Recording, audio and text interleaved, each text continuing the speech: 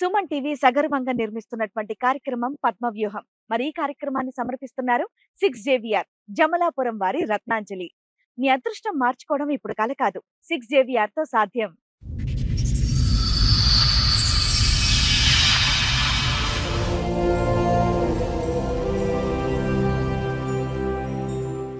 ఆడపిల్ల కోసం నన్ను పెళ్లి చేసుకుని ఇప్పుడు మరో ఆడపిల్ల జీవితాన్ని నాశనం చేయడానికి చూస్తున్నాడు నా భర్త అని అంటోంది ఉష. ఆరోగ్యం పోయి, నా భర్త పోయి, చివరికి నా జీవితమే పోయింది అని బాధపడుతోంది ఉష. నాకు నా కూతురికి ఎలాగన్నా న్యాయం చేయండి అని కోరుతోంది. అంటే ఫస్ట్ భార్య, 2 బాబులు ఉండగా నన్ను అమ్మాయి కావాలని రెండో పెళ్లి చేసుకున్నారు.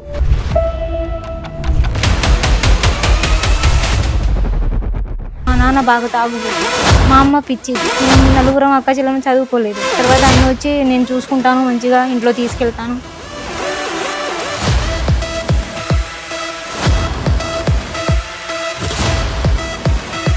నేను పెళ్లి చేసుకున్నాడమ్మా అతను. పెద్ద భార్యకి తెలియకుండా గుళ్ళో పెళ్లి చేసుకున్నాను.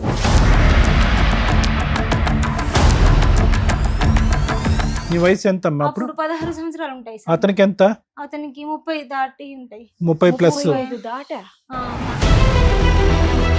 కాదు నాన్న, ఒకవేళ ఆడపిల్ల కాకుండా మగపిల్లడు పుట్టుంటే వదిలేసేవాడా? నువ్వు వదిలేసేదానివా? నన్ను చేసుకున్న తర్వాత కూడా ఇంకొక అమ్మ పేరు పెట్టుకున్నాను.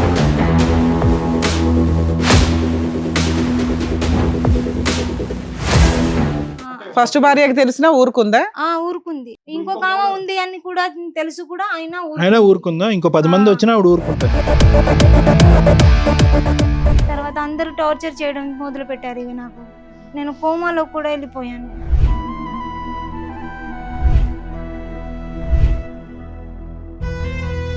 నువ్వు దేనికి పనికిరావు, సంసారానికి పనికిరావు, దేనికి పనికిరావు, నీకెందుకు ఉట్టిగా సాధాలు నేను ఇంట్లో.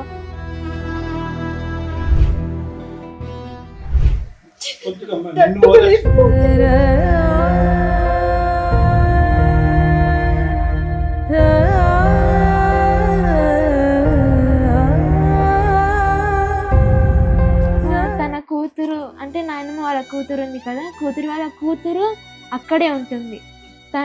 తను పడుకుంటది, తను తింటది, తనకే పెడతారు. కానీ నేను పనులు చేస్తాను, నేనంతా చేస్తాను, కానీ నాకు ఒక్క ఏమీ పెట్టరు. అన్నం తిను అమ్మ అని కూడా అడగరు. ఏమి అడగరు.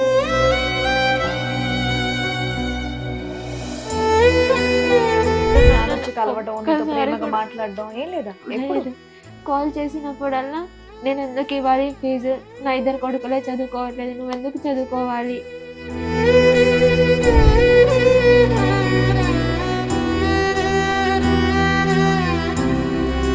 అమ్మకి కూడా అన్యాయం చేశారు. మొన్న ఆపరేషన్ అయింది, ఒక్కళ్ళు కూడా రాలేదు. నేనే కాళ్ళ మీద పడి నేనే చూసుకున్నాను అమ్మని.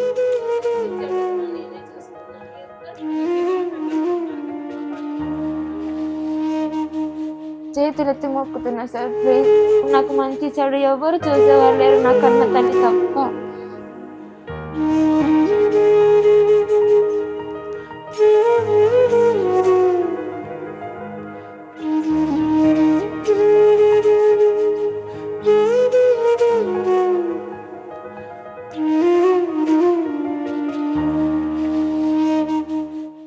ఉషా గారు ఎక్కడి నుంచి వస్తున్నారండి? ఖమ్మం నుంచి వస్తున్నాను. ఖమ్మం నుంచి. చెప్పండి, ఇక్కడ వరకు దేనికి రావాల్సి వచ్చింది? దేనికి అంటే నన్ను రెండో పెళ్లి చేసుకున్నారు. రెండో పెళ్లి చేసుకున్నా అంటే ఫస్ట్ భార్య, 2 బాబులు ఉండగా నన్ను అమ్మాయి కావాలని రెండో పెళ్లి చేసుకున్నారు. పాప కావాలి. హస్బెండ్ నన్ను రెండో పెళ్లి, నాది రెండో పెళ్లి. పాప కావాలని రెండో పెళ్లి నన్ను చేసుకున్నారు. అంటే ఆయనకి మొదటి భార్య ఉంది, ఆయనకి అబ్బాయిలేనా? 2 అబ్బాయిలు. అయితే నాకు పాప కావాలి, నాకు పాప అంటే ఇష్టం. ఆవిడతోటే కంటే సరిపోయేది కదమ్మా, నిన్నెందుకు పెళ్లి చేసుకోవడం? అయితే మాది కొంచెం పూర్ ఫ్యామిలీ. లవ్ మ్యారేజా? లేదు మేడం, లవ్ అది ఏం లేదు. మాకు చాలా రోజుల నుంచి ఆయన తెలుసు. మా అక్క వాళ్ళు లేబర్ పనికి పోయేవాళ్ళు, అప్పటి నుంచి తెలుసు. మా అక్క పెళ్లి అయిన తర్వాత ఆయన మా ఇంటి కాడ రావడం పోవడం మర్చిపోయారు. తర్వాత నేను కొంచెం పెద్దగా అయిన తర్వాత, కొంచెం మంచిగా ఉన్నప్పుడు ఆయన మళ్ళీ మా ఇంటికి రిటర్న్ రావడం చేశారు. చేసి నాకు 2 బాబులు, నేను కోటీశ్వరిని, నేను బాగా చూసుకుంటాను మీ అమ్మాయిని. మా నాన్న బాగా తాగుబోతు, డబ్బులు ఇస్తే తాగి ఎలా ఉంటారో ఆయనకే తెలియదు. మా అమ్మ పిచ్చిది. మేము 4 అక్క చెల్లెలను చదువుకోలేదు. ఒకళ్ళ కింద జీతాలు ఉండి పనిచేసి బతికిన వాళ్ళం.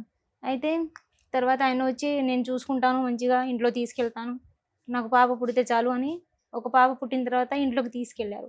తీసుకెళ్ళి వాళ్ళే ఆపరేషన్ చేయించారు. ఒక పాప చాలు, 2 బాబులు ఉన్నారని ఇంట్లో తీసుకెళ్లారు. నేను పెళ్లి చేసుకున్నాడమ్మా అతను? చేసుకున్నాడు. ఎంత నీ వయసు అంటే ఎంత? తెలియకుండా పెద్ద భార్యకి తెలియకుండా గుళ్ళో పెళ్లి చేసుకున్నారు. నీ వయసు ఎంత అమ్మా అప్పుడు? అప్పుడు 16 సంవత్సరాలు ఉంటాయి సార్. అతనికి ఎంత? అతనికి 30 దాటి ఉంటాయి. 30 ప్లస్. 35 దాటా? 30. ఆయన ఏం పని చేస్తాడమ్మా? ఇప్పుడు 44 సంవత్సరాలు అది ఉంటాయి. ఓకేలేండి. అప్పుడు పెళ్లి అయ్యేటప్పుడు నీకు 16, అతనికి 35. 30. 15 సంవత్సరాలు తేడా ఉంది దగ్గర దగ్గర.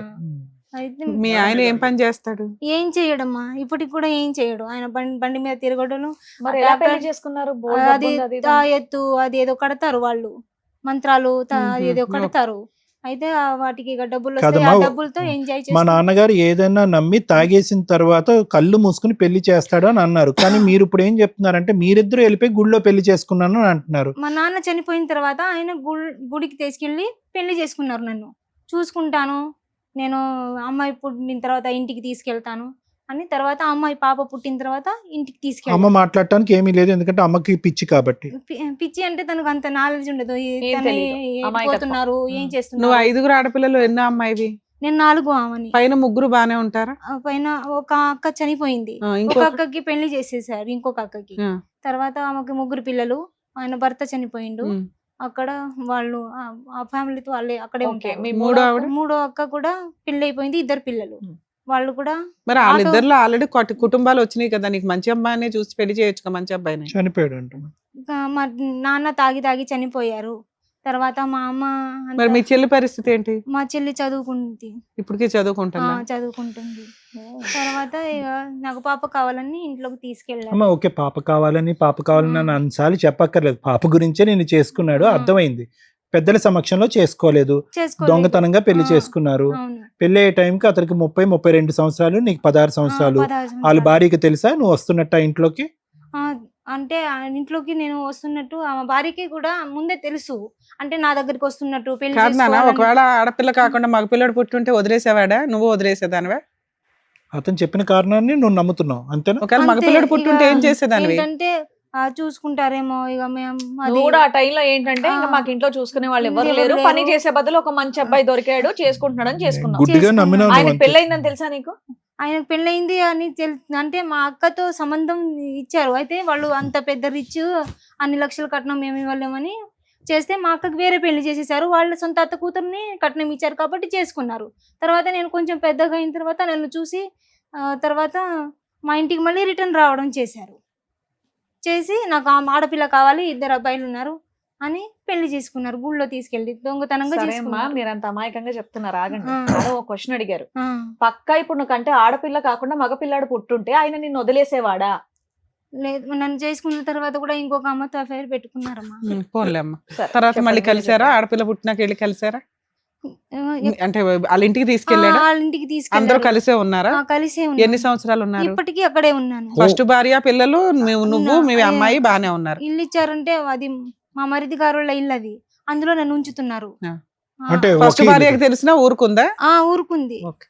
ఇప్పుడు ఇంకో ఇంకో బావ 3 ఉంది అని కూడా తెలుసు కూడా ఆయన అయినా ఊరుకుందా? ఇంకో 10 మంది వచ్చినా ఆవిడ ఊరుకుంటది. ఊరుకుంది. అలా కదమ్మా. ఇప్పుడు ఆవిడ వయసు ఎంత? పెద్ద ఆవిడ వయసు ఎంత? ఒక ఉంటది సార్, సరే. 39 పెద్ద సంవత్సరాలు. వయసు ఆవిడకి. ఆ. ఓకే, వాళ్ళిద్దరికి దగ్గరగానే ఉంది. దగ్గర. ఇతనేమి లైన్ లో చిన్నపిల్లల్ని ఏం పెళ్లి చేసుకోడు. ఆ, నిన్న ఒక్కదాన్నే 16 సంవత్సరాల అమ్మాయిని ఆ. చేసుకున్నాడు. అవును సార్. సరే చెప్పమ్మా. సారీ, నీకు ఆడపిల్ల పుట్టిందా? పుట్టింది సార్, ఇంట్లోకి తీసుకెళ్లారు. ఓకే. ఇక ఇంకో అమ్మాయితో అఫేర్ ఉందని నేనంటే సార్ నన్ను అందరూ తిట్టారు. నువ్వు చేసుకోలేదా, నా అంతే అబ్బాయి కదా. ఎంతమందిని చేసుకుంటే నీకేంటి అని మా అత్తయ్య తిడుతుంది. ఉమ్. తర్వాత అందరూ టార్చర్ చేయడం మొదలు పెట్టారు. ఇక నాకు ఉమ్. నేను కోమాలో కూడా వెళ్ళిపోయాను.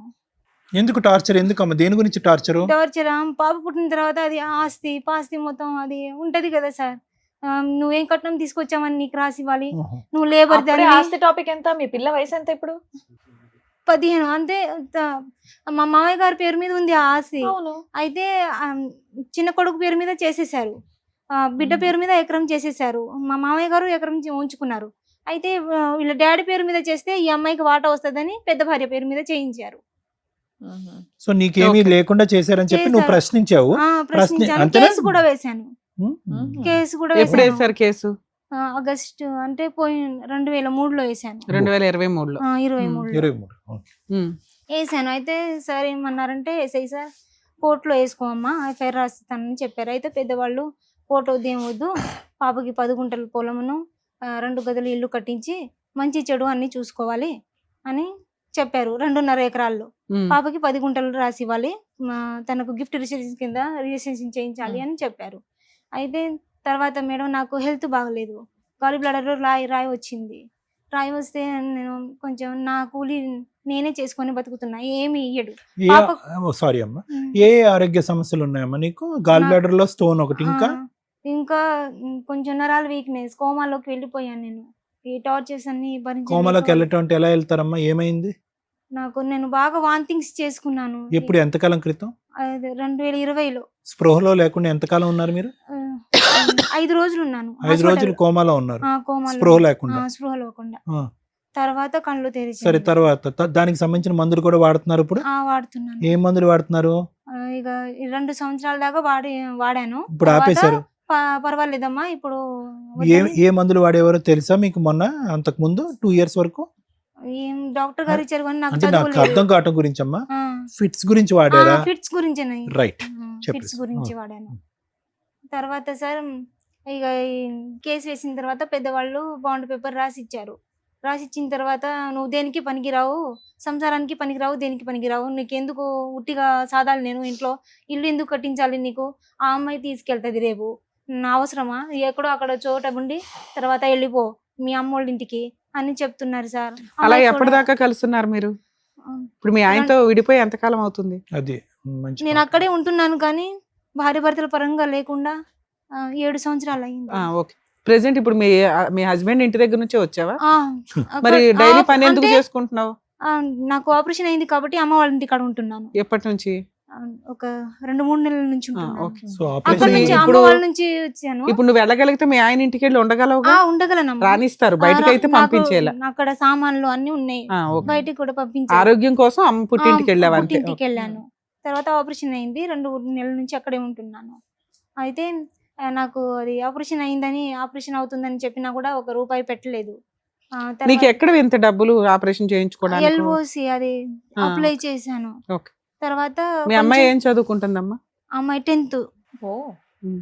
పాపను బానే చూసుకుంటారమ్మా వాళ్ళు, నాన్నగారు గానీ? ఫీజులు గానీ? లేదు మేడం, స్కూల్ ఫీజులు కూడా నేనే కూలీ చేసి కడతాను. కూలీ చేసి కడతాను. గవర్నమెంట్ స్కూలా, ప్రైవేట్ స్కూలా? అది చర్చి స్కూల్ మేడం. మిషనరీ 16,000 కట్టాలి సంవత్సరానికి. 16,000 కట్టాలి. స్కూల్ బట్టలు. ఏం పని చేస్తావు నువ్వు? నేను తోట ఎరడానికి, చెత్త. ఎంత వస్తాయి? 300 వస్తాయమ్మా రోజుకి. ఇంకా ఇంట్లో సరుకులు గానీ ఏమి గానీ నువ్వు చేసింది నాకు ఇస్తున్నావా, నేను ఎందుకు ఇవ్వాలి, నువ్వు దేనికి పని? నువ్వు సంపాదించిన దాంట్లో ఇంట్లో సరుకులు అవి చూసుకుంటున్నావు, కరెంట్ బిల్లు, రెంట్, ఆయన సొంత ఇల్లే కాబట్టి కవర్ అవుతుంది. పైగా బియ్యం కూడా కంట్రోల్ బియ్యం ఇస్తారు నాకు. ఉషా గారు సారీ అండి, 7 సంవత్సరాలు బట్టి భార్య భర్తల సంబంధం లేదు, ఆర్థికంగా నీకు గానీ నీ బిడ్డకు గానీ ఏమీ చూసుకోవట్లేదు, స్కూల్ ఫీజుల దగ్గర నుంచి నీ తిండి తెప్పలు అన్ని నువ్వే పడుతున్నావు, మరి ఎందుకు అక్కడ ఉన్నావు? అంటే లాస్ట్ ఇయర్ 1 సంవత్సరం పెద్దవాళ్ళ దగ్గర పోతే కట్టారు. 2-3 సంవత్సరాలు నేనే కట్టాను. లాస్ట్ ఇయర్ ఆయన కట్టారు. ఫీజు మట్టిగానే కట్టారు. పాప ఏదైనా జ్వరం వచ్చిందా, అది వచ్చిందా, ఏదైనా ఫ్రూట్స్ అన్ని ఏమని తీసుకెళ్దామా అని ఏమీ లేదు, నేనే తీసుకెళ్లి ఇస్తాను కదమ్మా. రైస్ గానీ, పప్పు దినుసులు గానీ, కాయగూరలు గానీ? సార్ కాయగూరలు గానీ నేను కూలికి వెళ్ళినప్పుడు వాళ్ళ చేనులో ఇళ్ళ చేనులో నుంచి తీసుకొచ్చిస్తాను. అలా కదమ్మా, ఇంతకాలం మీ ప్రయాణంలో తప్పుగా అనుకోకండి, 16 సంవత్సరాల పాటు మీ ప్రయాణంలో మీ ఆయన నీకేమీ చేయలేదా? ఏమీ చేయకుండా ఒక ఇల్లు తీసుకుని అక్కడ పెట్టుంచాడా? సార్ నన్ను వాళ్ళు బయటికి గెంటేసినప్పుడు కూడా మా అమ్మ పంపింది, నేను కూలి చేసిందే తిన్నాను. సో ఇప్పటికొచ్చి 16 ఇయర్స్ బట్టి పెళ్ళైనటువంటి బ్యాచులర్ నువ్వు, అంతేనా? నేను కూలి చేసే తింటున్నాను సార్. ఎందుకంటే వాళ్ళు అంత రిచ్ ఉన్నా కూడా నన్ను లేబర్ దాని లాగానే. ఏమి రిచ్ అమ్మా, ఎక్కడి నుంచి వచ్చింది వాళ్ళకి రిచ్నెస్? మీ ఆయన ఏమీ చేయడం అంటున్నాడు, మళ్ళీ రిచ్ అంటున్నాడు. కానీ వాళ్ళ డాడీ అదేదో తాయితులు కదా, అది వాళ్ళ డాడీ వాళ్ళ ఫ్యామిలీని మొత్తం ఆయనే చూసుకుంటారు. ఏదో తాయితులు కట్టే? తాయితులు కట్టే. అంటే తాయితులు అంటే ఎట్లా అమ్మా? జ్వరం, మంత్రాలు అవి ఉంటది కదా, డబ్బులు బాగానే వస్తాయి అంట. 4,000 అలా తీసుకుంటారు మనుషుల దగ్గర. అలా వాళ్ళు అలా బతుకుతున్నారు. నన్నేమో సరే అమ్మా, పెద్ద మనుషులు పంచాయతీ పెట్టుకొని నీకేం కావాలో అడిగితే సరిపోయేది కదా, ఇక్కడ దాకా ఎందుకు వచ్చావు? పంచాయతీ పెట్టినా అడిగింది, వాళ్ళు బాండ్ పేపర్ రాయించినా కూడా నన్ను బాండ్ పేపర్ కూడా రాశాడు. ఏమని రాశాడు? ఉంది మేడం, రాశారు. అంటే ఏమి ఇస్తానని? 10 అది 10 గుంటల గుంట్లోనూ భూమి, అది 2 గదులు ఇల్లు, మంచి చెడు అన్ని చూసుకుంటాను, వాళ్ళకి ఏది వచ్చినా చూసుకుంటానని సంతకాలు చేశారు. కానీ ఎంత కాలం అయిందో చేసి? 2 సంవత్సరాలు అయింది, 2023లో చేశారు. ఓకే. అయితే ఇప్పటివరకు ఏం చేయలేదు. ఏం చేయలేదు, ఏమీ ఇవ్వలేదు. అసలు ఏం చూడట్లేదు, చచ్చామా బతికామా ఏది లేదు. మరి కోర్టులో పిటిషన్ వేసుకుంటే సరిపోద్ది, నీ దగ్గర ఎవిడెన్స్ ఉన్నట్టే లెక్క కదా. అమ్మ, నా దగ్గర అంతా ఎక్కడికైనా వెళ్తే చంపేస్తాను, ముక్కలు ముక్కలు చేసి ఓహో. చంపుతాను. మరి ఇక్కడ ఏం వరకు వచ్చి- ఇక్కడ దాకా వస్తే ఇక్కడ పర్లేదు వరకు వచ్చావు కదా. కదమ్మా మరి. టీవీలో కనిపిస్తారుగా.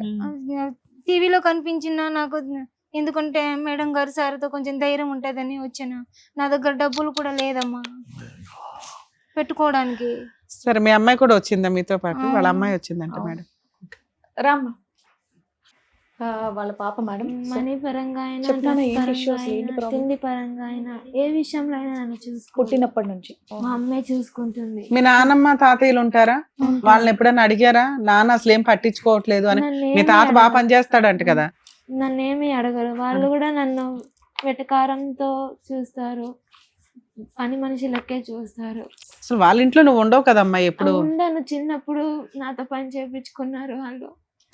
అమ్మమ్మ తాతయ్యలు ఇల్లు అంటే, నానమ్మ తాతయ్యలు ఇల్లు అంటే పనులు అలాగే, చేస్తాం కదా కానీ, నాన్న. తన కూతురు అంటే నాయనమ్మ వాళ్ళ కూతురు ఉంది కదా, కూతురు వాళ్ళ కూతురు అక్కడే ఉంటుంది. Okay.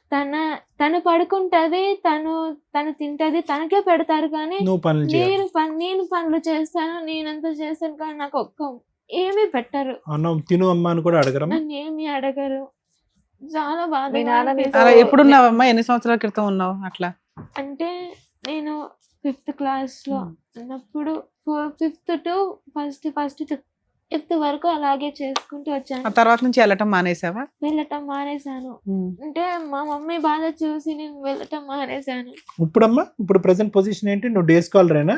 కాదు, హాస్టల్లో ఎప్పటి నుంచి హాస్టల్లో ఉంటున్నారు మీరు? 6th నుంచి హాస్టల్. 6th నుంచి హాస్టలే. నేను అక్కడే Okay. మీ ఉంటాను. నాన్న వచ్చి కలవడం, నీతో ప్రేమగా మాట్లాడడం ఏం లేదా? ఎప్పుడు కాల్ చేసినప్పుడల్లా నేను ఎందుకు ఇవ్వాలి ఫీజు, నా 2 కొడుకులే చదువుకోవట్లేదు, నువ్వు ఎందుకు చదువుకోవాలి అని సో లాస్ట్ 5 years బట్టి నువ్వు వాళ్ళ సమక్షంలో లేవు. లాస్ట్ 4-5 years బట్టి వాళ్ళ సమక్షం లేదు. నువ్వు ఇప్పుడు కన్నీళ్లు కారుస్తూ బాధపడేటటువంటిది అంతా కూడా నువ్వు 6th standard లో, అంటే నీకు 10 సంవత్సరాలు ఉన్నప్పుడు, 11 సంవత్సరాలు ఉన్నప్పుడు జరిగినటువంటి దాని గురించి చెప్తున్నావు. నువ్వు ఆ బాధ గురించి ఏడుస్తున్నావా, లేదంటే అమ్మకు కూడా వాళ్ళు అన్యాయం చేస్తున్నారు? అమ్మకి కూడా అన్యాయం చేశారు. మొన్న ఆపరేషన్ అయింది, ఒక్కళ్ళు కూడా రాలేదు. నేనే కాళ్ళ మీద పడి నేనే చూసుకున్నాను అమ్మని, మంచి చెడు కూడా నేనే చూసుకున్నాను. ఎవ్వరు మీ రాలేదు. పిన్నులు పెద్దమ్మలు ఉన్నారు కదమ్మా, వాళ్ళంతా మంచి వాళ్ళు కుటుంబాలే కదా. ఎవ్వరు రాలేదు అప్పటికి. అవును, వాళ్ళు రాకపోతే నీకేం బాధ అనిపించట్లేదా? వీళ్ళు రాకపోతేనే బాధ. బాధ అనిపించింది, కానీ మా డాడీ కన్న తండ్రి కదా, అవును. కన్న తండ్రి రాకపోవడం చాలా బాధ. అసలు సరే, వీళ్ళు రాలేదు, నీకు బాధ ఉంది. మీ పిన్ని పెద్దమ్మలు ఎవరు రాలేదా? లేదు, ఎవ్వరు నాకు తోడుగా లేరు. అమ్మమ్మ తోడుగా ఉండేది, కానీ రాలేదు తను. ఏమ్మా మీ అక్క వాళ్ళు వీళ్ళు ఎందుకు రాలా నువ్వు హాస్పిటల్లో ఉన్నప్పుడు? అక్క వాళ్ళు అంటే వాళ్ళు కొంచెం, వాళ్ళు కూడా కూలి చేసి బతుకుతారు కదా. కానీ పిల్ల ఒక్కతే ఉంటది కదమ్మా, చిన్న పిల్ల, పిల్లకి తోడైతే ఉండాలి కదా ఎవరో మాతో ఒకళ్ళు. పాటు వచ్చిన బాబు ఉన్నారు, కొంచెం మాకు హెల్ప్ చేశారు. ఇప్పుడు నీ వచ్చిన బాబు మేడం అడిగేది, నీ పుట్టింటి నుంచి నీకేమైనా సపోర్ట్ ఉందా, లేదు, లేదంటే లేదు. వాళ్ళు కూడా మీ లేదు, మా అత్తింటి చెల్లి మాత్రమే సపోర్ట్ ఉంది మాకు. చెల్లి మాత్రం. ఆ. పెద్ద అవేంటమ్మా ఇద్దరు పేపర్స్ మొన్న సెటిల్మెంట్ అయినవా? సెటిల్మెంట్ అయింది. అమ్మా ఉషా, ఒకటి పాపకి ఏంటమ్మా బోన్స్ ప్రాబ్లం అన్నారు, ఏమైంది? బోన్ ప్రాబ్లం ఉంది, నాకు డిస్క్ ప్రాబ్లం అని చెప్పారు. ఎక్కడ నిమ్స్ స్కూల్లో లో చెప్పారా? పడ్డది. నిమ్స్ లో కాదు, ఫస్ట్ నేను జాబీ శెట్టిలో వెళ్ళాను, ఖమ్మం హాస్పిటల్. అయ్యే మరి కట్సి ఖమ్మం హాస్పిటల్లో జాబీ శెట్టిలో వెళ్తే డిస్క్ ప్రాబ్లం ఉంది, అది తగ్గకపోతే సర్జరీ చేస్తామని చెప్పారు. దానికి మెడిసిన్ ఇది స్కానింగ్ సార్. ఇది హాస్పిటల్ మమ్మీకి ఆపరేషన్ చేసినప్పుడు ఈ వచ్చాను. పాప. ఏది మన గాల్ బ్లాడర్ అమ్మకి ఇక్కడే జరిగిందా? అమ్మకి ఇక్కడే జరిగింది. నీ పాప వెంట. దాని తర్వాత నేను ఇక్కడే చూపించుకున్నాను. సర్జరీ చేయడం అవసరం లేదు, టాబ్లెట్స్ తో సరి అయిపోతుంది, ఫిజియోథెరపీ అని చెప్పారు. అయినా నాకు తగ్గట్లేదు, బాగా నొప్పిగా ఇక్కడ ఉంది. నడుము పైన వస్తుందా కిందన వస్తుందా నొప్పి? కిందన కూర్చునే దగ్గర? ఇక్కడ కూర్చునే దగ్గర. ఈ కాళ్ళు లాగిద్ది. మరి వీళ్ళు మందులు పెట్టారు కదమ్మా, ఈ మందులు పెట్టాక ఎలా ఉంది మరి నీకు? అది మందులు వేసుకుంటున్నప్పుడే బాగుంటుంది, బాగుంటుంది. లేదంటే మళ్ళీ పెయిన్. కానీ సర్జరీ అని అన్నారమ్మా? సర్జరీ ఏం చెప్పలేదు, మళ్ళీ ఫిజియోథెరపీ చేశారు. వాటన్నిటికీ ఎటువంటి హెల్ప్ చేయట్లేదు మీ నాన్న? ఈ విషయం లేదు. తెలుసా అట్లీస్ట్ ఇలా తెలుసు, జరిగిందని? ఇదంతా జరిగిందంతా తెలుసు, కానీ ఒక్కసారి కూడా రాలేదు మేడం. ఎందుకు చేసుకున్నాడు? ఆడపిల్ల కావాలని ఎందుకన్నాడు? ఇప్పుడు నువ్వు రెగ్యులర్ గా స్కూల్కి వెళ్తున్నావా లేదంటే ప్రాబ్లం మన ఇంటి దగ్గర మమ్మీ దగ్గరే ఉంటున్నావా? వెళ్తున్నాను. ఎలా వస్తున్నాయమ్మా మార్కులు, ఎలా వస్తున్నాయమ్మా నీకు? బాగానే. బాగా చదువుకుంటున్నావా? ఏమవ్వాలని నీ జీవితంలో నీ కోరిక పెద్దయ్యాక? No. లా చేయాలన్నా? లా చేసి మీ నాన్న మీద ఫైట్ చేయాలా?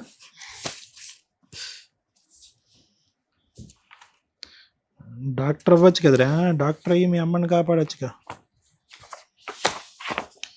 ఏమే స్పైన్ కొద్దిగా అరిగింది అంతేనన్నా, ఏం పెద్ద ఇందులో లేదు. మరి నీకు అంత నొప్పి వస్తుంది అంటే సర్లే. కాలు తిమ్మిరి పడుతుంది. ఏది ఎడం కాలా కుడికాలా? కుడి కాలు. కుడికాలు తిమ్మిరి పడుతుందా? ఎక్కడ, ఇక్కడి నుంచి కింద వరకునా ఇక్కడి నుంచా? కాలు తిమ్మిరి పడుతుంది. బ్యాగ్ మేడం, చేతులు ఎత్తి మొక్కుతున్నా సార్, ప్లీజ్. అలాగే నాకు రావాల్సిన వాటా మా డాడీ వాళ్ళు ఏం చేస్తున్నారంటే పెద్దమ్మ మీద రాపిస్తున్నారు, నాకు రావద్దు అని. మా ఇద్దరు అన్నయ్య 2.5 ఎకరం ఉంది, అది నాకు 10 గుంటలు మాత్రమే రాసిచ్చారు. నాకు మంచి చెడు ఎవరు చూసేవారు లేరు, నా కన్న తల్లి తప్ప. అంతవరకు Please. అర్థమైంది. ఒక నిమిషం, అంతవరకు అర్థమైందమ్మా. మీ ఇద్దరికి మా పూర్తి సానుభూతి, సపోర్ట్ అనేది ఉంటుంది. కానీ ఒకటి, అమ్మ అమాయకత్వము, నువ్వు చదువుకున్న దానివి, మీరు ఆ ఇంట్లోనే ఆ గూట్లోనే మీరు ఉన్నారు. మీరు ఇక్కడికి వచ్చి టీవీ షో ఎదుర్కొంటా కనిపించి ఆ కుటుంబం గురించి మొత్తం ఇలా మాట్లాడి మీ నాన్న గురించి మాట్లాడితే ఏ మొహం పెట్టుకుని వెనక్కి వెళ్తారా మీరు?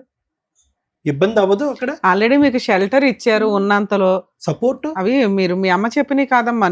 కానీ నువ్వు ఒక లా చేస్తాను అన్నావు కదా, నీకు ఇన్స్పిరేషన్ ఉందిగా.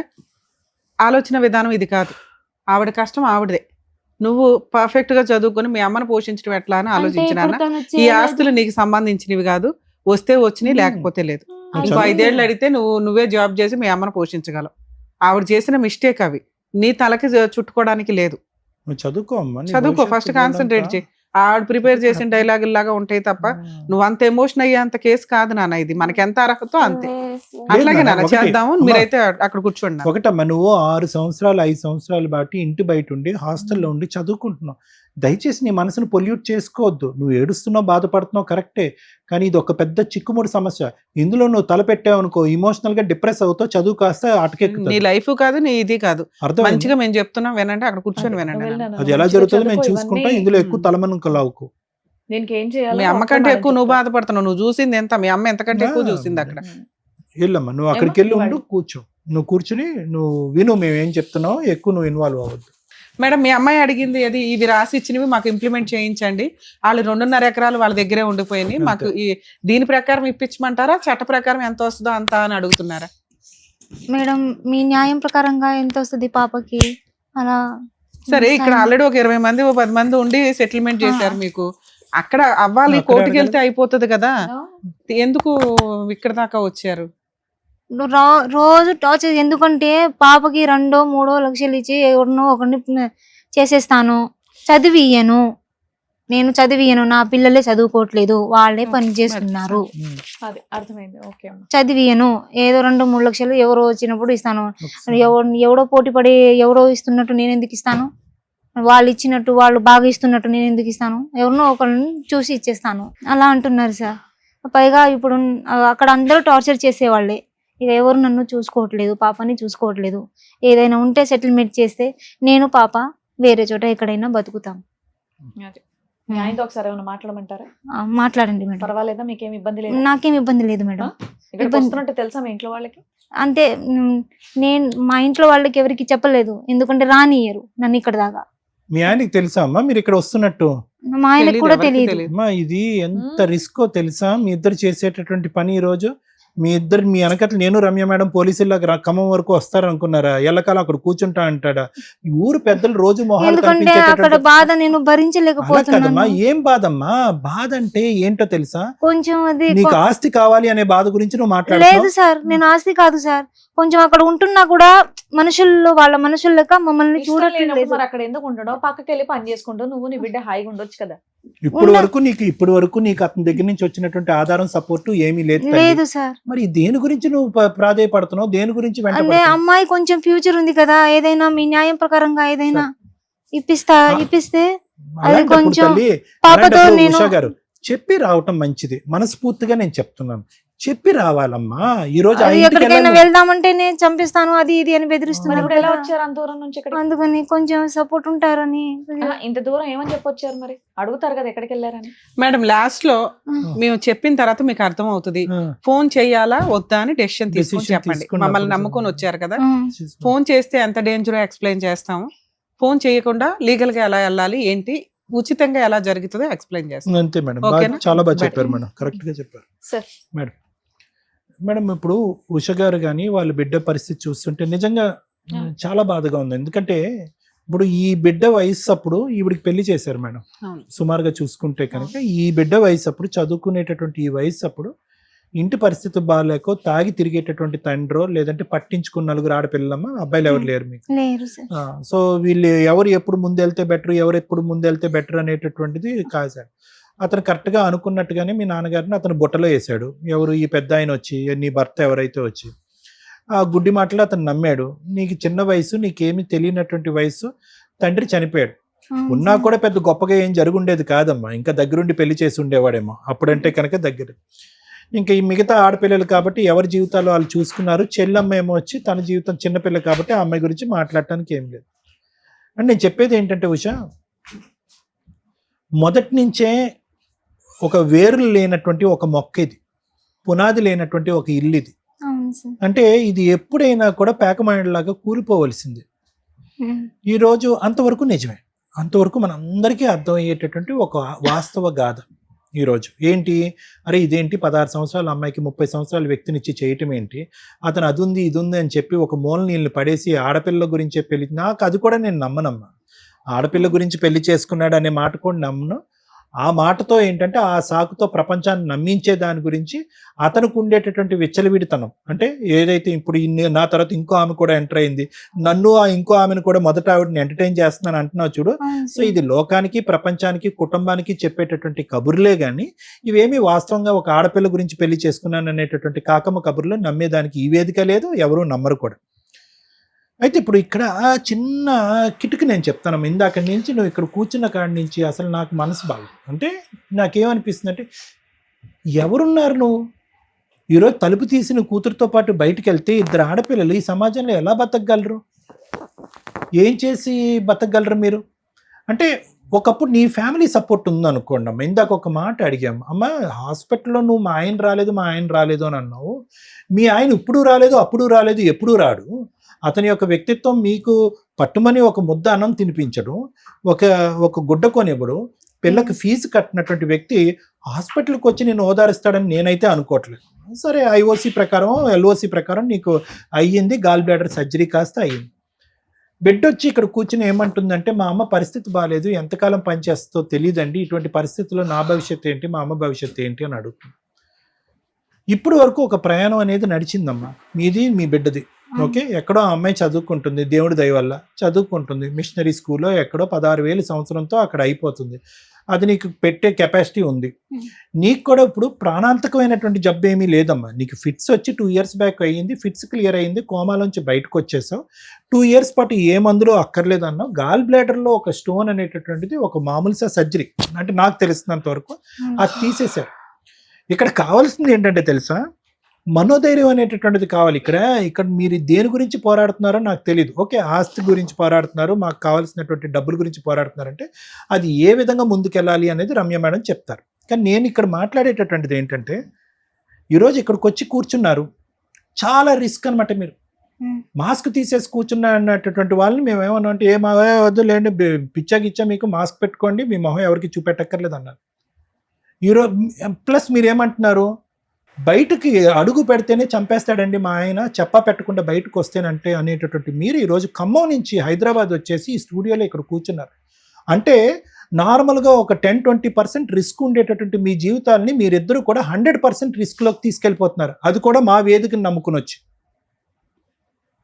మేమేమి ఇక్కడ పోలీసింగ్ చేయలేము, ఇక్కడ సెక్యూరిటీ గార్డ్ లాగా మీకు ఆ పాత్ర నిర్వర్తించలేము. మమ్మల్ని మేము ఇక్కడ ఉండేటటువంటి స్థానం ఏంటంటే, ఒక దారి దిశ చెప్పటం గురించే మేము ఉన్నామే కానీ ఎల్లకాలం మీకు సెక్యూరిటీగా ఇచ్చేటటువంటి వ్యక్తులం మేము కావు.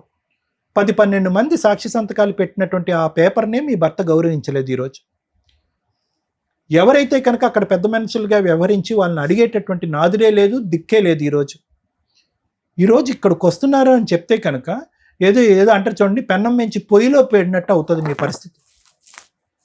ఇందాక నేను ఇంకో మాట కూడా అన్నాను, పుట్టింటికి సంబంధించినటువంటి సపోర్ట్ ఉంటే కనుక ఈరోజు మీరిద్దరు కాలర్ ఎగరేసుకుని వెళ్ళి నిలదీయచ్చు ఆ మనిషిని, ఏంటి వ్యవహారం, ఏంటి నడుస్తుందని చెప్పి. మీరు 16 సంవత్సరాల పాటు 17 సంవత్సరాల పాటు మీరు గొంతు విప్పకుండా ఎందుకు మాట్లాడారు అంటే కనుక మీకు ఆల్టర్నేటివ్ సోర్స్ ఆఫ్ లివింగ్, వేరే చోటకి వెళ్ళి ఉండేటటువంటి పరిస్థితి, ఒక సామాజిక పరమైనటువంటి సెక్యూరిటీ, ఒక గొడుగు పెట్టేటటువంటి ఒక నాదుడు లేకపోవటం వల్ల ఈ 16 సంవత్సరాలు, అంతే కదమ్మా. ఈ 16 సంవత్సరాల పాటు ఎందుకమ్మా గొంతులో ఉండేటటువంటి భావాన్ని మింగేసి ఉన్నారు? కానీ దాని ప్రతిఫలంగా మీకు ఒకటి వచ్చింది. ఏమొచ్చింది? ఒక ఆడపిల్లకు ఒక తండ్రి ఉన్నాడు, ఓకే, ఆవిడకు ఒక భర్త ఉన్నాడు చెప్తున్నాను. అలా కాకుండా సార్ ఇతను రూపాయి పెట్టడు, బట్ట కొనేవాడు, ఒక గూడు అనేది ఇచ్చాడు, తాగొచ్చి హింస పెడతాడు, నానా చివాట్లు పెడుతున్నాడు, మాకు ప్రాణభయం ఉంది, ఎక్కడికి వెళ్ళి బతకాలో లేదు అంటే కనుక ఈ క్షణాన్న మిమ్మల్ని సమర్థిస్తూ అతనితో మాట్లాడి, ఏమయ్యా ఏం చేస్తున్నావు, నీ మీద ఏ కేసులు పెట్టాలి అనేటటువంటి విధంగా అతను భయపెట్టి బెదిరించో ఇంకో మాట చేసి ఉండేవాళ్ళు. కానీ ఈరోజు మీరు కుక్కిన పెయిన్లాగా అక్కడ పడి ఉండటం వల్ల దీన్ని నేను యూజువల్గా సమర్థించనమ్మా. కానీ ఈరోజు మీ ఇద్దరి యొక్క భవిష్యత్తు దృష్ట్యా ఆలోచించి ఈ ఒడ్డు బాగాలేదు అని అంటున్నారు. ఈ చెరువు దాటిన తర్వాత ఆ ఒడ్డు ఎలా ఉందో మీకు తెలుసా? ఈరోజు ఇక్కడ వచ్చి కూర్చున్నారు, ఎవరి గురించి అక్కడికి వెళ్ళి కూర్చున్నారు, you don't come in to my house, get out అని అన్నాడు అనుకోండి మీ భర్త, ఎక్కడికి వెళ్తారమ్మా మీరు ఈ రాత్రి? ఎంత రిస్కో తెలుసా? అంటే మీరు చిన్న గోటుతో పోయేటటువంటి దానికి గొడ్డలతో తీసుకొచ్చేటటువంటి పరిస్థితికి తెచ్చుకున్నారు. కాబట్టి ఇక్కడ నాకు ప్రత్యక్షంగా కనిపించేది ఏంటో తెలుసా? ఈరోజు ఇందాక ఒక అమ్మాయిని అడిగాను, అమ్మ నువ్వు చదువుకున్న అమ్మాయి అమ్మ, 10th grade వరకు 15 years నీకు, మీ అమ్మాయి తెలివి తక్కువగా తెలుసో తెలియక ఇక్కడికి వచ్చి కూర్చుంది, మానసికంగా కూడా మీ అమ్మ పరిస్థితి బాగాలేనట్టుంది, ఏ ఉద్దేశంతో మీరు తీసుకొచ్చారంటే కనుక మాకు న్యాయం కావాలి అంటున్నారు. ఏ న్యాయం కావాలి? ఎటువంటి న్యాయం కావాలి? న్యాయం నుంచి అన్యాయం పొజిషన్ నుంచి, సెక్యూరిటీ నుంచి ఇన్సెక్యూరిటీ పొజిషన్ నుంచి, తెలిసిన ప్రపంచం నుంచి తెలియని ప్రపంచంలోకి మీరు వెళ్ళిపోతున్నారు. ఈరోజు ఫైట్ చేద్దాం, పోరాడదాం, ఆస్తి గురించి పోరాడదాం, మానసిక పరమైనటువంటి ప్రశాంతత గురించి పోరాడదాం. కానీ ఇలా రావటం వల్ల ఏమవుతుందంటే మీరు ఇంకా మేము ఇది డిస్క్లోజ్ చేయట్లేదు, మీ పేర్లు కానీ ఇవన్నీ డిస్క్లోజ్ చేయకుండా అది కట్ చేసి కన్సీల్ చేసేటటువంటి ప్రయత్నం ఎందుకు చేస్తున్నారంటే కనుక ఇంకా వెనక్కి వెళ్ళిన తర్వాత మీ పరిస్థితి జటిలం అవ్వదు. ఈరోజు మీ భర్త అంటాడు, మీ అమ్మాయి తండ్రి అంటాడు, get out, I'm not going to take care of you. మీకేమి అంటే కేర్ అంటే కనుక మీ ఉద్దేశంలో ఏంటంటే తిండి అది అలాగే ఇవ్వట్లేదు, అసలు ఆ గూడు కూడా లేదు, మీరు రోడ్డు మీద వెళ్ళి బతకండి అని అంటాడు. చెప్తున్నానమ్మా, ఆ పరిస్థితిని ఒక్కసారి కళ్ళు మూసుకుని ఊహించుకోండి, తట్టుకోలేరు మీరిద్దరు. అది సార్ ఆ గూడు కూడా మా మరిది గారిది, అది ఆయన కూడా నేను షాప్ పెట్టాలి, ఇంట్లో నుంచి బయటికి వెళ్ళు అంటున్నారు. అమ్మ మరిది గారిదైనా ఎవరిదైనా మీ హస్బెండ్ యొక్క పర్మిషన్ ఉంటేనే మీరు అక్కడ ఉంటున్నారుగా. ఈరోజు మీ హస్బెండ్కి ఇంకా కోపం వచ్చి ఆ గూడు కూడా లేదు అని చెప్పి మరిది గారితో చెప్పి మిమ్మల్ని బయట పంపిస్తే అది నేను ఒక్కసారి ఊహించుకోమంటున్నాను. అతనితో ఇంకా శత్రుత్వం పెంచుకునేటటువంటి పరిస్థితిని తెచ్చుకోవద్దు. ఈరోజు మీకు ప్రధానంగా కావాల్సింది ఏంటంటే సామాజిక పరమైనటువంటి భద్రత కావాలి ఇద్దరు ఆడవాళ్ళకి. అతను ఎవరో పెద్ద ఆయన అక్కడ వచ్చి కూర్చున్నాడు, అతను ఎంతకాలం నిలబడతాడు? ఎవరు ఉండరు. మీరిద్దరు ఎన్ని సముద్రాలు ఈడుతారు? ఆ అమ్మాయి లాయర్ అవ్వాలి అనుకుంటున్నారు, బోల్డ్ అంత భవిష్యత్తు కళ్ళగంటుంది ఆ అమ్మాయి. ఈరోజు ఇవన్నీ కావాలి అంటే దీనికి ఒక కుటుంబం కావాలి. ఇక్కడ హింసలు జరగలే, హత్యలు జరగలే, ఫిజికల్ టార్చర్ లేదు, ఇక్కడ మానసికంగా నిన్ను దూరం పెట్టారు. దానికి ఎలా పోరాడాలి, ఆస్తిపరంగా ఏం ఫైటింగ్ చేయాలన్నది ఆలోచిద్దాం. కానీ కంప్లీట్గా ఇలా చిన్న తాడుతో ఏలాడేటటువంటి మీరు కత్తిరి తీసుకుని ఆ తాడుని కూడా కట్ చేసుకోవద్దు అనేటటువంటిది నా విజ్ఞప్తి. దయచేసి ఆలోచించుకోండి. ఇది ఫైటింగ్ చేద్దాం, కానీ ఏంటంటే ఉన్న పరిస్థితి నుంచి ఇంకా దిగజారేటటువంటి పరిస్థితిని తెచ్చుకోవద్దు. మీ ఇద్దరు చాలా అంటే చాలా డిప్రెషన్లో ఉన్నారు, మానసిక వేదనలో ఉన్నారు. ఆ డిప్రెషన్ అది తొలగించి మీరు ఆలోచించగలిగితే కనుక మీ పోరాటం క్లియర్ కట్గా ఎలా వెళ్ళాలనేటటువంటిది, ఏ దారిని వెళ్ళాలన్నది మీకు అర్థమవుతుంది. Thank you sir. కొంచెం బాధగా అనిపిస్తుంది ఎపిసోడ్ మనం ఏదైతే చూస్తున్నాం. ఇందాక సార్ చెప్పారు వాళ్ళిద్దరూ డిప్రెషన్లో నిజం. ఎందుకంటే చూస్తే మనకే అర్థమైపోతుంది, ఎక్కడ మెడికల్గా పెద్ద తెలియాల్సిన అవసరం కూడా లేదు. సార్ ఎక్స్పర్ట్, ఇంకొంచెం ఈజీగా ఎవిడెన్స్ తోటి మాట్లాడుతుంది. సెకండ్ మ్యారేజ్లు చేసుకుంటే మీ అవసరాల కోసం మీరు సెకండ్ మ్యారేజ్ చేసుకుంటున్నారు, కానీ దాని పర్యవసానం ఎవరు అనుభవిస్తున్నారు? మీ పిల్లలు. ఈ రోజున ఒక 15 ఏళ్ల పిల్ల వచ్చి ఆవిడ బాధపడుతున్న విధానం ఎలా ఉందంటే, వాళ్ళమ్మ 15 ఏళ్ళు 16 ఏళ్ల నుంచి పడిన బాధని ఆ అమ్మాయి ఒక్కతే ఎక్స్ప్రెస్ చేస్తుంది. అంటే పిల్లలు ఇక్కడ టాయ్ అయిపోతున్నారు. ఒకవేళ భర్తతో ఈవిడ విడిపోయిందే అనుకోండి, తండ్రి పేరు కూడా పెట్టని కేసులు చాలా మందికి ఉంటున్నాయి. నాకు తండ్రి పేరు కావాలండి ఎలా అని 15 ఏళ్ల తర్వాత 20 ఏళ్ల తర్వాత అడుగుతున్న వాళ్ళు ఉన్నారు. అంటే ఒక స్త్రీ కానీ ఒక పురుషుడు కానీ ఇలాంటి ఒక రిలేషన్ పెట్టుకునేటప్పుడు ప్రెగ్నెన్సీలు వస్తే నిజంగా నరకం పడుతున్నది వాళ్ళకి పుట్టిన పిల్లలు. ప్రాపర్ లీగల్ మ్యారేజ్ లేదు, చట్టం మనకేం పెద్ద ఫెసిలిటీస్ ఇవ్వదు. 2 పుట్టిన పిల్లలకి ఫస్ట్ భార్య పిల్లలు కానీ ఫస్ట్ భార్య కానీ విలన్స్ లాగా చూస్తూ ఉంటారు. అది ఎంత ఇన్సెక్యూర్డ్ పడతారో తెలుసా ఆ పిల్లలు. సెకండ్ భార్యకు సంబంధించిన పిల్లలు కానీ సెకండ్ భార్య కానీ, ఎందుకమ్మా మీ అవసరాల కోసం మీరు సెకండ్ పెళ్ళిళ్ళు చేసేసుకొని ఆ రోజుకి మీ కంఫర్ట్ జోన్. ఈ కేసే మనం ఎగ్జాంపుల్గా తీసుకుంటే తండ్రి ప్రాపర్గా లేరు, తల్లి ప్రాపర్గా లేదు, ఉన్నదంతా ఇంటర్నెట్ ఆడపిల్లలు. వాళ్ళు కూడా బాగానే సెటిల్ అయ్యి ఒక స్టేజ్కి వెళ్ళొచ్చు. అందరు అమాయకులే, నాకు తెలిసినంత వరకు అందరూ అమాయకులే. ఆ అమాయకత్వంలో వాళ్ళకి ఆ రోజున ఉన్న అవసరం అవకాశం ఏంటి? ఫలానా మ్యారేజ్ అయిపోయి 2 పిల్లలు ఉన్న వ్యక్తి నేను చేసుకుంటానమ్మా, నిన్ను చూసుకోగలను తప్ప నీకు నా ఫస్ట్ భార్యకి ఇచ్చినంత సింహాసనం ఇవ్వను అనే చెప్పారు. చేసుకునేటప్పుడు ఈ కేసులో అలా చెప్పాడు. 2వ కేసులో కానీ 3వ కేసులో కానీ 100వ కేసులో కానీ ఏం జరిగిద్దంటే ఇంతే. ఆ టైంకి మోహం, ప్రేమ, అవసరం, అవకాశం, సెకండ్ మ్యారేజ్లు చేసుకోవడానికి రీజన్స్, మోసం, లవ్ ఇవన్నీ యాడ్ అవుతుంటాయి. సెకండ్ మ్యారేజ్ చేసుకున్న అమ్మాయి ముందే డెసిషన్ తీసుకోండి. జెంట్స్ ఇలాంటి కేసుల్లో యూజ్ అండ్ త్రో లాగానే ఉంటే నా లైఫ్ ఏంటి? అన్ని కేసులు ఇప్పుడు మనం కొంతమందిని చూస్తున్నాం, చక్కగా వచ్చి వీడియోలు చేసుకుంటూ వెళ్తూ ఆదర్శ దంపతులా తిరిగే అంత స్టోరీ అందరికీ ఉండదు. ఎందుకంటే ఇక్కడ ఎప్పుడు కూడా ఒక రిలేషన్ని డామినేట్ చేసేది ఫైనాన్స్, డబ్బు. ఈ రోజు వీళ్ళ దగ్గర అంత డబ్బు ఉంటే ఈవిడ రోజు ఇక్కడికి వచ్చి కూర్చునేదే కాదు. ఆయన దగ్గర అంత డబ్బు ఉంటే ఆవిడకి ఇవ్వాల్సినంత ఫస్ట్ భార్యకి ఇచ్చేవాడు, 2వ భార్యకి ఇవ్వాల్సినంత 2వ భార్యకి ఇచ్చేవాడు. ఎక్కడన్నా ఒక జీవితాన్ని మాట్లాడించేది డబ్బు మాత్రమే. ఒక కష్టాన్ని ఉంచాలా తీసేయాలని డిసైడ్ చేసేది డబ్బు మాత్రమే. డబ్బు సంపాదించడం నిజాయితీగా అలా అని కష్టపడితే ఇన్ని సమస్యలు రావు. ఏ సమస్యనే ఫట్ వెళ్ళిపోద్ది అట్లా. అవి కరెక్ట్గా చేసుకోకుండా పిల్లని అట్లా మోటివేట్ చేసే విధానం లేకుండా ఈవిడేం అనలేను నేను, ఎందుకంటే అమాయకురాలు, అంత నాలెడ్జ్ లేదు. కానీ మిగతాయి బాగానే మాట్లాడుతుంది. ఆవిడకి ఉన్న నాలెడ్జ్లో పెళ్లి చేసుకున్నాడు భర్తే చూసుకోవాలి, భర్తే ఆస్తిలో వాటా ఇవ్వాలి, వాళ్ళు ఎట్లా వారసులో నా కూతురు కూడా అలాగే వారసురాలు కదా అని. ఇక్కడ మీకు డౌట్ రావచ్చు, సెకండ్ వైఫ్ పిల్లలు లీగల్ వారసులు కాదా? ఎక్స్ప్లెయిన్ చేస్తా. సెకండ్ భార్యకి వారసత్వ ఆస్తుల్లో ఎటువంటి వాటా రాదు. ఫస్ట్ భార్యకు కూడా వారసత్వ ఆస్తిలో వాటాలు రావు.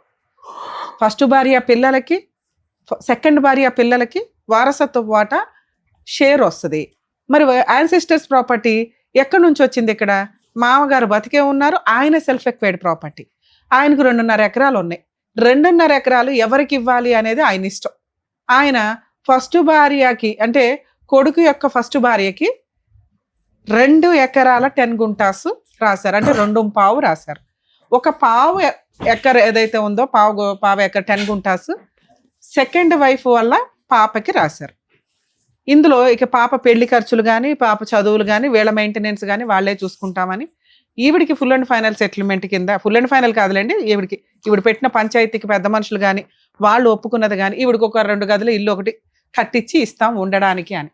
సో మెయింటెనెన్స్ నడుస్తుంది, పిల్ల పెళ్లి నడుస్తుంది, ఆస్తిలో పిల్లకి ఒక 10 గుంట్లు ఈవిడికి. ఇంతేనా మేడం నాకు చట్ట ప్రకారం వచ్చేది అంటే? ఇది ఇందాక మీరు ఒక మాట అన్నారు, మేడం నేను ఇక్కడికి వస్తే లేదా ఎక్కడికన్నా వెళ్తే కేసులు వేసుకోవచ్చు కదమ్మా అంటే మీరు అన్నారు చంపేస్తాడు మేడం ఎక్కడికి వెళ్ళినా అని. ఇంత పెద్ద పంచాయతీ పెట్టి నోరు మూసుకొని మీకు ఒక అగ్రిమెంట్ రాసిస్తే చంపేసేది ఎక్కడ? అలా చంపే ఉద్దేశం ఉంటే అగ్రిమెంటే రాయడు. అలా వెనకబడి హింసించే వాళ్ళు అయితే పెద్ద మనుషులు పంచాయతీగా కూర్చోరు. ఎందుకంటే నీ వెనకాల ఎవరు లేరు, నిన్నేమైనా చేయొచ్చు. కానీ నువ్వు పెద్ద మనుషులు బతులాడావో ఏదో కూర్చోబెట్టావు, వాళ్ళు వచ్చారు నీకు ఇది రాసిచ్చారు అంటే వాళ్ళు సొసైటీకి కొంత భయపడే వ్యక్తులు. నీకు మోసం చేశామనేది వాళ్ళకి అర్థమవుతుంది. 2, ఇది ఒక ఆయుధం క్రియేట్ చేసావు చూసావా, సూపర్. నువ్వు చేసిన పని ఏంటంటే నువ్వు ధైర్యశాలివి అని నాకు ఎక్కడ అనిపించిందంటే నువ్వు ఇది రాయించగలిగావు. ఆయన నిన్ను చంపే అంత సీన్ లేదని నాకు ఎక్కడ అనిపించిందంటే మీరు ఒక 10 మంది 15 మందిని కూర్చోబెట్టి రాయించగలిగారు. ఇక్కడ నేను రిక్వెస్ట్ చేసేది ఈ ప్రాబ్లం నీది, నీ కూతురుది కాదు. పిల్లని నీ జంజాటంలోకి లాగమాకు. సూపర్ పిల్ల, 5 ఏళ్ల నుంచి మీరేంటో మీ కుటుంబం ఏంటో అమ్మాయికి తెలియనే తెలియదు. గవర్నమెంట్ నుంచో లేకపోతే మిషనరీ నుంచో ఆ అమ్మాయికి మీరు నామినల్ ఫీజు కడుతున్నారు, ఓ 16,000. రెండోది ఆ అమ్మాయి చదువుకుంటుంది. ఈ జంజాటం ఈ తొక్కులో 10 గంటల కోసం 5 గంటల కోసం మీరు ఆ పిల్లని ఇక్కడికి వచ్చి సింపతి గెయిన్ చేయించకండి. ఎందుకంటే అమ్మ కష్టపడుతుందనే బాధ ఉంది చూసారా, గుండెల్లోంచి వస్తుంది ఆ పిల్లకి. అమ్మ కష్టపడుతుంది, వీళ్ళు చూసేది ఏంటి, నేను చూడాలా అని ఇంకొక 5 ఏళ్ళు అయితే పిల్ల లైన్లోకి వచ్చేస్తుంది. అలా నువ్వు భద్రకాళిలాగా పిల్లని పెంచాలి నాన్న, అర్థమవుతుందా? ఇది నా రిక్వెస్ట్. ఎందుకంటే పిల్లకి నీ తలనొప్పి చెప్పకు, ఏమీ లేదు. నువ్వు 6 ఏళ్ల నుంచి 10 ఏళ్ల నుంచి పోరాడుతున్న తలనొప్పి ఏదైతే ఉందో ఏమీ చేయలే, అవునా? నిన్ను నువ్వు పోషించుకుంటున్నావు, పిల్లను పోషించుకుంటున్నావు, ఉన్నంతలో పంచాయతీలు పెడుతున్నావు, ఇంతే. పిల్ల చదువుకుంటుంది, కంప్లీట్ చేస్తుంది. చదువుకు కావాల్సిన హెల్ప్ ఏం చెయ్యాలి అనేది మీరు ఇంకెప్పుడైనా మాట్లాడితే దానికి మేమేమన్నా ఫైనాన్షియల్ గా సపోర్ట్ చేయించగలమని ఒక ఎపిసోడ్ చేయగలుగుతాం తప్ప అక్కడ ఉంటున్నాం. ఇక్కడ నుంచి వద్దు. ఒక్క నిమిషం, నువ్వు అడిగిన 4 పాయింట్స్ నేను చెప్తా. పాపని ఈ ప్రాబ్లం నుంచి క్లియర్ చేయండి. అమ్మాయికి ఈ కేసుకి సంబంధమే లేదు. ఇంకెక్కడా కూడా పిల్ల కూర్చొని మాట్లాడొద్దు. సరే, పిల్లకి రావాల్సిన హక్కులు వచ్చేస్తాయి. సరే. రెండోది, ఆ ఇంట్లో మా మరిది ఇల్లండి, నన్ను ఉంచారు, ఎప్పుడన్నా నన్ను బయటకు తోసేయొచ్చు అని. ఆళ్ళు తోసేమనేది ఏంటి, అక్కడ నీకు ప్రశాంతంగానే లేదు, నీకు హాయిగానే లేదు, నరకం కనిపిస్తుంది నీకు ఆ ఇంట్లో. ఎందుకంటే నువ్వు హాస్పిటల్కి వెళ్ళినా ఎవడో అక్కడ సరౌండింగ్ లో లేరు, తిప్పి కొడుతూ ఒక గది ఉండి ఉంటుంది, అంతకంటే పెద్ద నీకేం యంత్రభవనం కూడా ఇచ్చి ఉండరు. ఆ అంతోటి గది నీకు 300-500 రెంట్లకి. వాటర్ కూడా లేవు, వాటర్ కూడా మోసుకురావాలి. అదే నాన్న చెప్తా, నొప్పితుంది, నేను గాలి బాటం నొప్పిస్తుంది, తట్టుకోలేక ఆపరేషన్. Depression case. నాన్న ఒక్క నిమిషం వినండి. అంటే మీకు ఎంత న్యాయం చేయగలగమో 100% చెప్తాం. ఒక్కొక్క ప్రాబ్లమ్ నువ్వు క్లియర్ చేసుకుంటూ వెళ్తుంటే ఓహో నేను ఈ డెసిషన్ తీసుకోవాలనేది మీకు అర్థం అవుతుందని నా రిక్వెస్ట్. నేను తింటున్నాను కాబట్టి ఆయనకి ఏమి అనిపించట్లేదు కదా. వినండి నాన్న, మీరు ఆల్రెడీ 10 ఏళ్ల నుంచి 15 ఏళ్ల నుంచి మీరే తింటున్నారు. మీకు ఆయన ఇచ్చింది ఒక 500-1000 రూపాయల షెల్టర్, అది అక్కడ మనకు అవసరం కూడా లేదు. వాళ్ళు వెళ్ళిపోమనేది ఏంటి, ఏంట్రా నువ్వు నాకు ఇదేనా ఇచ్చేది, నేను అంతూ తేలుస్తాను పదా అని మీరు లీగల్ గా యువతలకు రావాలి. మీరు ఇది రాయించుకునేవారు. ఎందుకంటే ఆ షెల్టర్ నీకు ఇంపార్టెంటే కాదు, ఉండగలిగినంత ఉండు, ఎప్పటిదాకా ఇది సెటిల్మెంట్ అయ్యేదాకా. మేడం మీరు కొంచెం ఏడుపు ఆపితే నేను చెప్పేది మీకు గుర్తుంటదేమో అని నా ఆశ. అదే పిల్లకి నేర్పిస్తున్నావు నాన్న. నీ కష్టం నీ జీవితం ఆ పిల్లకి నేర్పించకండి. అంటే అందరూ టార్చర్ చేసేవాళ్ళు. ఎందుకమ్మా ఉండటం, నీ పని మేడం మిమ్మల్ని ఎవ్వరూ టార్చర్ చెయ్యట్లా. మీ దృష్టిలో టార్చర్ ఏంటి అంటే మిమ్మల్ని పట్టించుకోకపోవడం, మిమ్మల్ని వచ్చి ఎవడో కొట్టట్లేదు. అమ్మ మీరు సెకండ్ వైఫ్ అమ్మ, మీకు ఎందుకు ఇంపార్టెన్స్ ఇస్తారు? ఇవ్వరు. మీకు అదే చెప్తున్నాను నేను, ఇవ్వరు. నువ్వు ఆ గొయ్య తరపుని నువ్వు ఎత్తుకో, నువ్వు వెళ్ళి నువ్వు కూర్చున్నావు. కరెక్టే మేడం. మాట్లాడు, ఇంకేం మాట్లాడు, దాగు కూలు. పెళ్లి చేసేసుకొని అర్జెంట్ గా ఆ జంజాటంలోకి పిల్లలు నాకు వచ్చి సింపతిగా ఏం చేయాలంటే ఎట్లా అమ్మా? మీ హక్కులు ఏంటో మీకు తెలియవా? నీకు జిల్లిగా రాదు పగపోతలు. ఆయన చట్ట ప్రకారం మీతో సహజీవనం ఆయన సెకండ్ వైఫ్ అని ఒప్పుకున్నాడు ఈ అగ్రిమెంట్ లో. ఇదే పెద్ద శాసనం. ఓకే, నీకు కావాల్సింది ఏంటి? ఆ ఇంట్లో ఉండడమా ఉండకపోవడమా నీ ఇష్టం అమ్మా. వాళ్ళు తరిమేయాల్సిన అవసరమే లేదు, వాటర్ లేదు, ఏమీ లేదు, అక్కడే ఉండాలనుకోవడం లేదు. 2 నెలల నుంచి మీ అమ్మ వాళ్ళ ఇంట్లో ఉంటున్నావు, నీ తిండి నువ్వు తింటున్నావు, నీ కాళ్ళ మీద నువ్వు ఉంటున్నావు. ఆయన వెయ్యకపోయినా ఇప్పటికిప్పుడు నువ్వు రోడ్డు మీద పడిపోయే సీన్ అయితే లేదు. సో ఇప్పుడు నువ్వు చేయాల్సిన పని ఏంటి? అన్నీ నేను చూసుకుంటున్నా, ఎందుకు ప్రశాంతంగా వదిలేయాలి? ఇవి వసూలు చేయటం ఎట్లాగా? ఇది ఈ స్టేజ్ మీదకి మీరు వచ్చారు. ఇక్కడ మేమేమంటున్నా అంటే సార్ కానీ మేము కానీ బాధపడింది ఎందాక, అరే ఆ ఇంట్లో నుంచి తరిమేస్తే అట్లాగా అని. ముందు అది ఆల్టర్నేట్ చూసుకో. ఆ ఇంట్లో నుంచి తరిమేసినా పర్వాలేదండి, నేను ధైర్యంగా లీగల్ గానే వెళ్ళాలనుకుంటున్నాను, కానీ నాకు లీగల్ సపోర్ట్ తెలియదు, ఎవరి దగ్గరికి వెళ్ళాలో తెలియదు, అడ్వకేట్ల ఫీజులు పెట్టుకోలేను, నాకు ఇది ఇంప్లిమెంట్ చేయించండి అని నువ్వు అడుగుతున్నావు. ఓకేనా? దానికి నేను చెప్తాను. ఇప్పుడు నీకుండే హక్కులు, పాప ఆల్రెడీ ఇంకా మైనరు, నీకు అమ్మాయికి మెయింటెనెన్స్ కావాలని పిటిషన్ ఫైల్ చేసుకోవచ్చు. ఒకటే కేసు చెప్తున్నా, నేను అన్నీ చెప్పను. డొమెస్టిక్ వైలెన్స్ కేసు అంటారు. దాంట్లో పాపకి నీకు మెయింటెనెన్స్ కేసు వేయొచ్చు, ఇది ఇంప్లిమెంట్ చేయమని అడగొచ్చు. ఓకే, ఇది అడ్మిట్ అయిపోయిన ఫ్యాక్ట్. కోర్టే నీకు రిజిస్ట్రేషన్ కి సంబంధించిన ఆర్డర్స్ అన్ని ఇస్తుంది ఈ కేసులో. మరి నేను లాయర్ని పెట్టుకోలేను మేడం, మరి అట్లాగా ఖమ్మం నేను అక్కడ దాకా వచ్చి చేయలేను. మా టీంకి సంబంధించిన ఒక నెంబర్ నీకు ఫార్వర్డ్ చేస్తా, మీరు 100% మీ వంతు ప్రయత్నం మీరు చెయ్యండి. ఎక్కడన్నా తేడా కొడితే మేమేం చేయాలో నీకు మళ్ళీ ఫోన్లో చెప్తాం. ఎందుకంటే మీరు ఈ ఒక్క కేసు ఫైల్ చేస్తే మీకు సెటిల్మెంట్ అవుతుంది. దీనికి ముందు నువ్వు చేయాల్సిన పని, పోలీస్ స్టేషన్కి వెళ్ళి ఒక కంప్లైంట్ ఇవ్వు. అక్కడ ఎవరు ఫోన్ నిన్ను ఎంటర్టైన్ చేయట్లా, ఎందుకంటే నువ్వు మాట్లాడే విధానం వాళ్ళకి తెలియపోయింది అనుకో, నాకు ఒక ఫోన్ చేయి, నేను మాట్లాడతా పోలీసులతో. పోలీస్ స్టేషన్ లో నీకు మ్యాటర్ సెటిల్మెంట్ అవుతుంది. ఈ స్టేజ్ మీదకి ఇలాంటి సెన్సిటివ్ కేసులు మాట్లాడలేమ్మా. పిలుచుకొచ్చి వాళ్ళు హర్ట్ అవుతారు. అదే మమ్మల్ని అక్కడే అడిగితే ఇచ్చేవాళ్ళం కదా అండి అని ఇచ్చేవాడా ఇవ్వడం. ఎప్పుడు ఇస్తాడు? లీగల్ దెబ్బ పడినప్పుడు ఇస్తాడు. లీగల్ దెబ్బ ఎట్లా పడుతుంది? నువ్వు పోలీస్ స్టేషన్కి వెళ్ళి కంప్లైంట్ ఇస్తే పడుతుంది. అక్కడ సెటిల్మెంట్ అవ్వకపోతే లీగల్ సెల్ అథారిటీ వాళ్ళ నెంబర్ ఒకటి ఇస్తాను నీకు, వాళ్ళ దగ్గరికి వెళ్ళి ఇట్లా రమ్య మేడం పంపించారండి అంటే మీ తరపు నుంచి ఫ్రీ అడ్వకేట్ని పెట్టి అక్కడ కౌన్సిలింగ్కి పిలుస్తారు. అక్కడ లీగల్గా పిలవడానికి రైట్స్ ఉంటాయి. అర్థమవుతుందా? అతను రాను అంటే మీకు అడ్వకేట్ని పెట్టి ఈ కేసు ఆర్డర్ ద్వారా ఇప్పిస్తాం. కోర్టు దాకా వెళ్ళినప్పుడు మరీ ఇవాళ అయిపోయినంత ఫాస్ట్గా అవ్వకపోవచ్చు, కానీ కొంచెం కోర్టు ప్రొసీడింగ్స్ ప్రకారం నువ్వు లాయర్ని పెట్టుకొని ఫీజు పెడితే ఎంతో అలా అవుతుంది. నిదానంగా, కంగారు పడద్దు. పిల్లకి ఈ కేసుకి సంబంధం లేదు. మరి నాకున్న రైట్స్ ఏంటి? ఇది వసూలు చేసుకోవచ్చు. దీంట్లోనే మీకు చట్ట ప్రకారం ఏ రైట్స్ రావాలో అవి ఇచ్చేశారు. మేడం మరి 10 గుంట్లేనా మాకు ఇచ్చేది, పావు ఎకరేనా అంటే ఆయన ఆస్తి ఆయన ఇష్టం, ఆయన ఇది ఇచ్చాడు. ఇప్పుడు రివర్స్ అయిపోయాడు అనుకో, ఇది నీకు ఆయుధం. మెయింటెనెన్స్, పిల్లకి పెళ్లి. నేను డీవీసీ కేసు ఎందుకు వేయమన్నానంటే పిల్ల మేజర్ అయిపోయినా కూడా మెయింటెనెన్స్ వసూలు చేయొచ్చు. పిల్ల పెళ్లి వరకు, పిల్ల చదువు ఫీజులు వసూలు చేయొచ్చు నువ్వు. ఓకే, ఈయన ఇచ్చేదో రమ్య మేడం ఇప్పించేదో లా కోర్టు ఇప్పిస్తుంది. అర్థమవుతుందా తల్లి? నువ్వు ఇలా వెళ్ళి మాట్లాడితే కోర్టే ఇప్పిస్తే మేము ఆ నెంబర్స్ అవన్నీ నీకు ఫార్వర్డ్ చేస్తాను, వెళ్ళి కేసు వేసుకోండి. 100% మీకు మెయింటెనెన్స్ వస్తుంది, ఆస్తులు రాసి ఇచ్చిన వాటా వస్తుంది, నీకు ఆ 2 గదుల ఇల్లు వస్తుంది. ఈ లోపు ఇల్లు గడవడానికి ఇంటీరియర్ మెయింటెనెన్స్ కూడా వస్తుంది. దానికి తగ్గ లీగల్ సపోర్ట్ మేము చేస్తాం నీకు. సరేనా? All the best. మీరు చేస్తారమ్మా? మీకు కొంచెం అక్కడ సపోర్ట్ గా ఏదైనా మాట్లాడతారా? ఏం చేయాలి అనేది వాళ్ళ ఫోన్ నెంబర్స్ అనేది ఇస్తారు. పోలీస్ స్టేషన్ కి నువ్వు వెళ్తే నేను ఫోన్ లో మాట్లాడతా. అక్కడ అయిపోతే మా వాళ్ళ నెంబర్ ఇస్తాను, వాళ్ళ దగ్గరికి వెళ్తే మొత్తం వాళ్ళు చూసుకుంటారు. ఇంకేదన్నా అయితే మా డైరెక్టర్ దగ్గర మీకు అందుబాటులో ఉంటారు కదా, వాళ్ళకి ఫోన్ చేయండి, వాళ్ళు చెప్తారు. నా వంతు నేను చేయగలుగుతాను. Very good. ఓకేనమ్మా? సరే, ఆల్ ది బెస్ట్. ఏదైనా మిస్టేక్ జరిగితే మీరు కొంచెం నన్ను కాపాడాలి. అయ్యో, అట్లాగే నాన్న, అట్లాగే చేస్తా. చేస్తాను. ఈ పేపర్ అయితే ఉంచుకోండి. జాగ్రత్త, అది కాపీస్ తీసి పెట్టుకున్నావా? ఒరిజినల్ తీసి పట్టుకుని కాపీస్ తిరుగుతున్నారు. తీసి అది పెట్టుకున్నారా? సరే. వెళ్ళండి జాగ్రత్త. వెళ్ళండి. సో వాళ్ళ సమస్యలు ఇంట్లో పెద్దవాళ్ళు కూడా తీర్చలేకపోతున్నారు. ఎలాగన్నా మీరు తీర్చండి అని చెప్పేసి ఈ వేదికను నమ్ముకొని వచ్చినటువంటి ఉషా గారికి న్యాయం చేసినందుకు thank you so much doctor గారు. Thank you so much advocate madam. మరో కథతో మళ్ళీ కలుద్దాం.